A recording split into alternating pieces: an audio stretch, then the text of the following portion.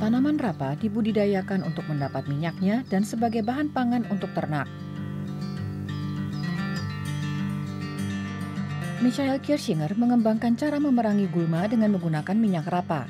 Cara ini juga ramah lingkungan dan bisa menggantikan zat kimia beracun serta lapisan plastik yang biasa digunakan untuk melindungi tanaman.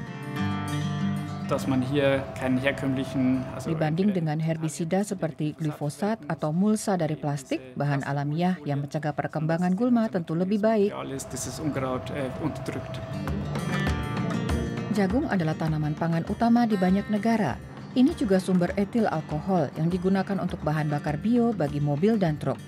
Disebutkan ini tidak terlalu merusak lingkungan hidup dibanding bensin biasa. Jadi, jagung dan rapa adalah sumber bahan baku alamiah yang penting. Di kampus Universitas Teknik München di Straubing, sebuah tim ilmuwan ingin menemukan di bawah kondisi seperti apa penggunaan kedua sumber daya ini benar-benar berkelanjutan.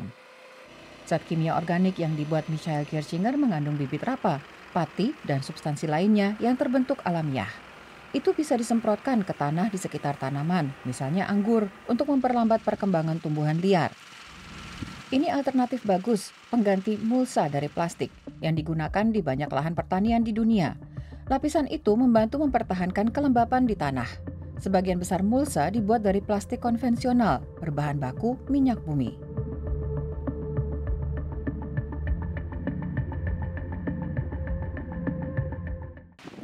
Cairan kimia yang dibuat Kirschinger punya banyak keunggulan. Ini dibuat dari bahan mentah yang terbentuk secara alamiah. Sebagian besar berkelanjutan dan netral dari segi CO2. Bagaimana dengan jagung? Jagung sangat serbaguna. Bisa digunakan sebagai minyak, makanan ternak, dan bahan bakar organik. Material yang dibuat dari jagung kemungkinan akan menggantikan polistirena untuk insulasi dan kemasan barang. Itu tentu akan mengurangi emisi CO2. Ini bukan sekedar mengurangi emisi CO2, kami juga memperhitungkan kriteria sosial, remunerasi adil di negara tempat produksi, juga kriteria berdasarkan konteks agrikultural, dari manakah asal jagung, apa dari lahan yang dari segi biologis bernilai tinggi dengan biodiversitas tinggi, atau dari ladang-ladang yang dulunya hutan purba atau hutan tropis.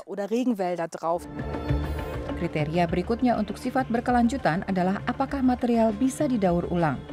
Sebagian besar plastik konvensional tidak bisa.